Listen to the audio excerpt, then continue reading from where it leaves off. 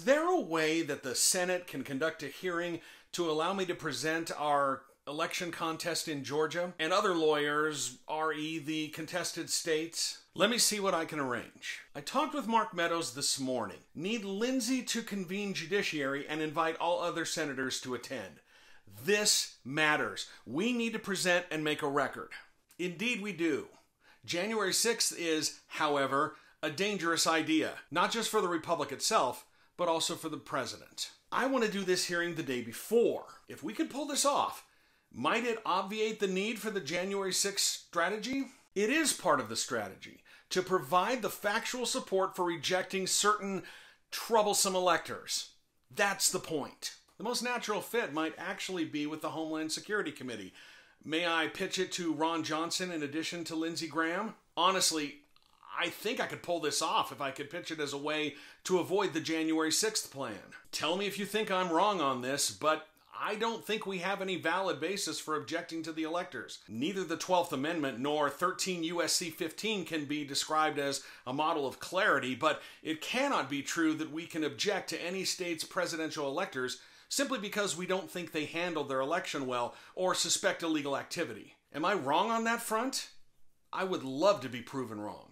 You do have a valid basis for objecting to the electors from Georgia as well as the other states, but I'm not familiar with their facts. Ron Johnson is a loose cannon. Okay, then please help me understand how this works. He keeps saying, show me the evidence, and that sworn affidavits are not evidence, which is a crock. Call if you want to discuss, but after what I've seen in Georgia and the failure of the chief judge to even appoint a judge to hear our election contest, I'm telling you that there is a legitimate basis for rejecting the Georgia electors.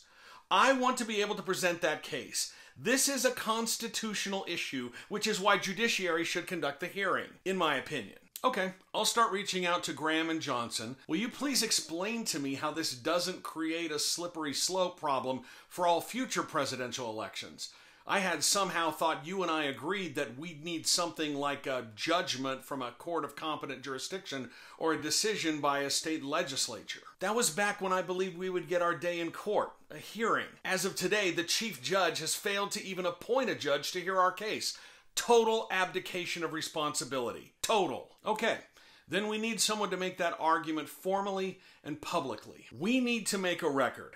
The slippery slope is letting all the institutions of government allow laws to be broken and ignored, and treating the process as nevertheless legitimate when it is not.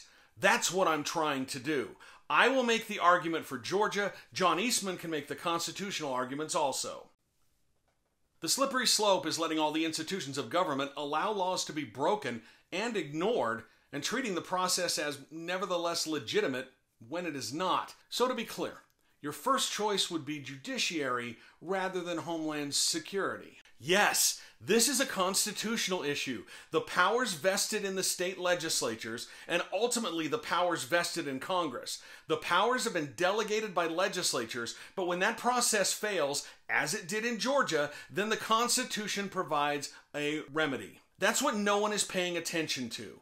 The actual language of the Constitution. The electors from Georgia are not knowable from the November 3rd election, and the Constitution does not provide for citizens to choose the electors. It is up to the legislature, failure there too, and ultimately Congress to carry out the plenary powers vested in each body by the Constitution. I don't think Ron Johnson can master these concepts. I think it should be committee of the whole ultimately, but start with judiciary.